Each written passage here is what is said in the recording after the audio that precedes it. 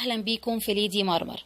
النهارده احنا معانا تعاون مع قناه جميله جدا، هي قناه ستات بيوت مع نونا، وده البروفايل بتاع القناه. نونا هي انسانه جميله جدا، انسانه خلوقه وانسانه طيبه. قد ايه هي متعاونه، قد ايه هي بنوته كيوت. الحقيقه انا اتبسطت جدا بمعرفتها. فيديو التعاون بتاع النهارده هي عامله فيه فكره حلوه جدا لاعاده التدوير. انصحك تروحي تشوفيه وتعملي عليه لايك وشير، وكمان تعملي سبسكرايب للقناه. لما نبص للقناه بقى ونقلب في الفيديوهات جوه هنلاقي حاجات كتير قوي. عندها مشتريات زي ما كل الستات بتحب، عندها حاجات من جوه المطبخ، غسيل المواعين، عندها فيديوهات لاكلات، عندها كمان بتعمل ماسكات طبيعيه وخلطات طبيعيه من جوه المطبخ، حاجه كده مش مكلفه خالص. عندها افكار ابداعيه جميله جدا، انا شخصيا اتبسطت واستفدت منها كتير جدا. انصحك تدخلي قناه نونا وتعملي سبسكرايب للقناه، هتستفيدي جدا. اكتبوا لها في الكومنتات وشجعوها وقولوا لها ان انتوا جايين من عند ليدي مرمر. هي هتتبسط قوي وانا كمان هتبسط ان انتوا رحتوا لنونا. احنا قنوات لسه مبتدئه وبندعم بعض، هي بتدعمني وانا كمان بدعمها وبنشجع بعض. يلا تعالوا شوفوا الفيديو بتاعي. اهلا بيكم في ليدي مرمر. النهارده ان شاء الله هنعمل مع بعض التابلو الرائع اللي انتوا شايفينه ده. هو مش تابلو، هي فكره جاتني من حاجات كانت هتترمي، استخدمتها وفكرت فيها، كنت مستخسراها بصراحه ومستحرمه ان انا ارميها لحد ما جاتني الفكره انفذها. وزي ما بيقولوا الحاجه ام الاختراع، انا كنت محتاجه هنا لترابيزه الانتريه حاجه تتحط كده زي ديكور للانتريه عندي، تبقى ماتشنج مع الوان الانتريه، الالوان زي ما انتم شايفين كده، والوان المفرش ده الوان المفرش اللي عندي على الترابيزه.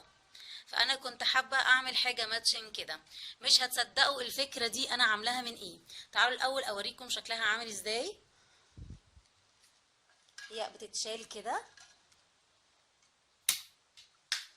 اهي، اوريها لكم من ورا عامله ازاي. وانا حطاها على الحامل ده، على الستاند بتاع البراويز ده.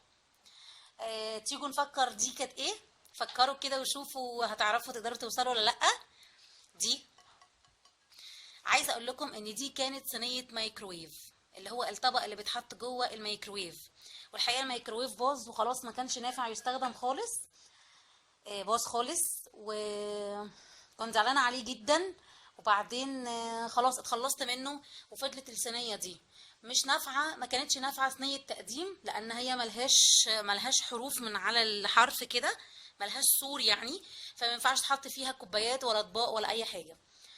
فكرت ان انا عايزه اعملها، وفعلا نفذتها بالشكل ده. نزلت جبت ورد ماتشنج جدا مع الانتريه بتاعي مع الديكور كمان. جبت 3 فروع ورد، جبت التريكواز ده وجبت البينك وجبت الاوف وايت. دول 3 فروع بس، تقريبا كل فرع فيه 2 4 6 8 وردات. الفرع الورد ب5 جنيه، يعني انا جبت 3 ب15 جنيه. وبعدين لقيت عند الراجل ده، دي الفروع السيلفر دي، دي الواحدة كان برضو فرع واحد فيه 4 كده، كان ب15 جنيه. يعني التابلو اللي انتوا شايفينه ده مكلفني 30 جنيه بس. والصينية كانت هتترمي او كانت هتتركن، مش هستخدمها في حاجة. كل اللي انا عملته ان انا قسمتهم بالشكل اللي انتوا شايفينه ده كده، ولزقتهم بالشمع، بمسدس الشمع، بشكل تابلو كده يعني. وطلعت منهم الفروع دي، واتبقى هنا لو تاخدوا بالكم على الفروع كمان انا حاطه هنا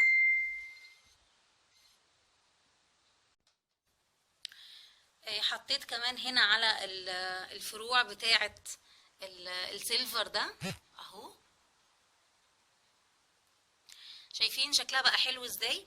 وحطيتها على الستاند ده، بدل ما تبقى الصينيه محطوطه على الترابيزه كده مش واضحه، لا انا عملتها كانها تابلو.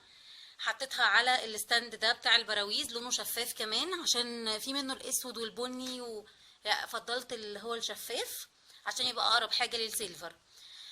مديه شكل حلو قوي. عايزه اقول لكم كل اللي يدخل عندي يقول لي انت جايباها منين، ما يصدقش ان دي كانت صينيه الميكروويف وكانت هتترمي.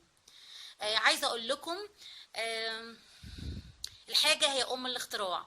عشان انا كنت عايزه تابلوه من ده، او تابلوه حاجه شبه كده احطها على الترابيزه، فانا فكرت اعمل دي. كمان عودي نفسك على المرونة في التفكير. يعني مش مجرد ان حاجة باظت خلاص تترمي، احنا ينفع نستخدمها ونعمل بدائل كتير قوي في المطبخ وفي البيت عامة، تنفع حياتنا وتبقى شكل ديكوري. انت بس شغلي دماغك ودوري وابحثي على الانترنت، هتلاقي افكار كتيرة جدا. واعتقد ان انت اكتر واحدة وادرى واحدة باحتياجك وبالحاجات اللي عندك وبامكانياتك الموجودة عندك. عايزة اقولك ان الحياة جميلة تستحق انك تعيشيها صح. عيشي حياتك ببساطة وبسلاسة، وفكري بمرونة وفكري بطريقة إيجابية. التفكير بطريقة إيجابية يا جماعة بيفرق جدا ويحسن مودك. عايزة أقول لكم أنا كنت زعلانة جدا إن الميكروويف اتحرق، لكن لما طلعت منها التابلو ده قلت سبحان الله، يعني رب ضارة نافعة. يعني ممكن تبقى حاجات يعني تحصل لينا بتزعلنا، لكن نقدر نكيفها ونظبطها على حياتنا ونطلع منها حاجات جميلة. انا هستناكم في الفيديو اللي جاي، انتوا كمان استنوني. باي باي.